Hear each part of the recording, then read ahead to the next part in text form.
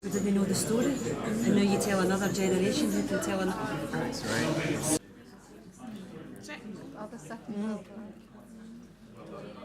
These buildings are quite around that area, and then you're taking out Vista. So how do the kind of sightlines fit in from Riverside? footprint look like? What is the So that's really an opportunity, isn't it? in a castle?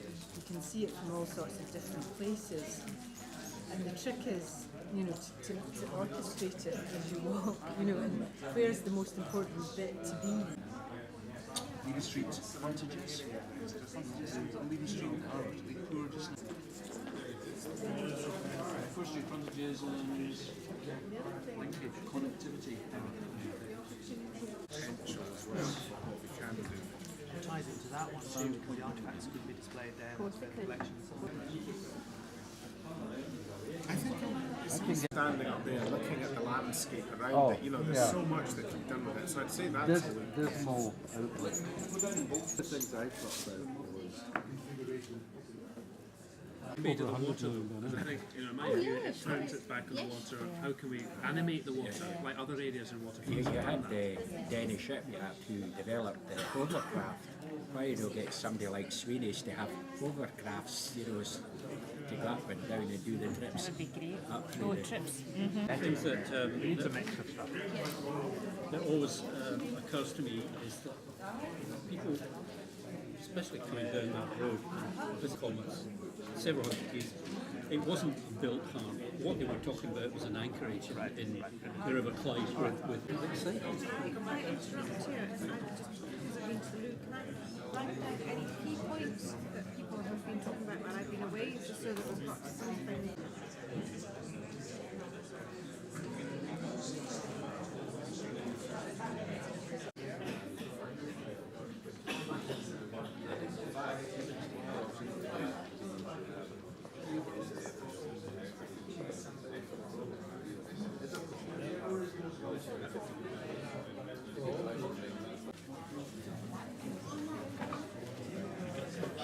yeah, that's overpowering.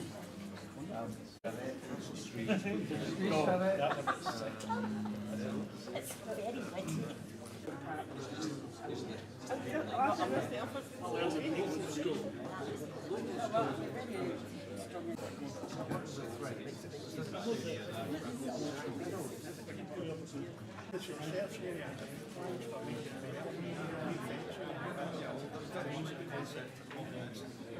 I think over the license to that wall there, maybe things need attention.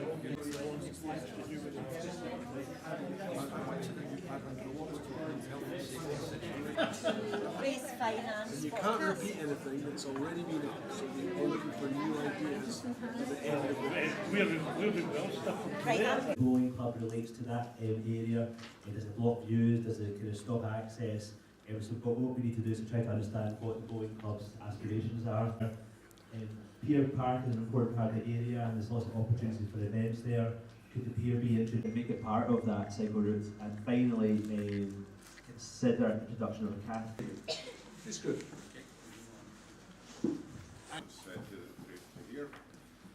Issues that we identified, the station is quite isolated from the town centre, both by the ring road, and we recognise that there are other important pedestrian routes around the town centre, so we'd really be looking at a network of places along the route that were dominated by the car, and we felt that new development should not be dominated by cars and should be much more to improve that in negotiation with Morrison's. Okay. Ideas about boat connections and hovercraft and things like that. What ambition? We were looking at the Leaven Grove Park and the walk along the shore on both sides, on the side of the Leaven obviously and the side of the Clyde. And what we looked at were the strengths of the area happening. We talked about the importance of St Serphs locally, and we actually tied that into the big bid which is going to Heritage Lottery for what should happen in Leaven Grove. It's tarmac, it's actually being used and it's being walked. I mean, we must have passed about 50 dogs picnicking in the summer. There was a paddling pool. None of that exists. Marnie made the point in Paris they pay for a beach. here we ignore it in terms of investment because we worry about health and safety, but hey, anything from this. No, thanks. Thanks, Karen. So that very important perspective from the park on the other side of the river, but not seeing it as another place, but as an interconnected whole, and importance of connections and views back to the town centre as well. What sort of struck us most was the fragmented land ownership of the brownfield sites that development which are kind of critical to try and make any cohesive link between the town and the castle. Actually, incredibly strong skyline views in the castle and a very pronounced skyline of the town centre and the distillery building. Whatever you think of the distillery building, that was down as a strength and a weakness, the distillery building in our group. It's a blank canvas, actually, that kind of route between the castle and the town along the riverfront, and it's a great, that is a strength because there is almost no end, in a sense, on paper anyway, to what the opportunities could be to do something with that. Strengths, deep history. Very few places in the world have a history like Dumbarton Castle, with the Romans, the Vikings, everything that follows on from that. And one of the oldest cranachs in the world is located about 500 yards away. Weaknesses, access is one of the biggest weaknesses. It's poor in terms of physical access, not very well signposted from anywhere, so the location isn't easy to find. Right now it's a rock, but it was a castle and it could be a castle again.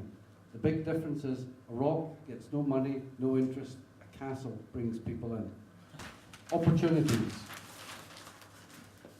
This project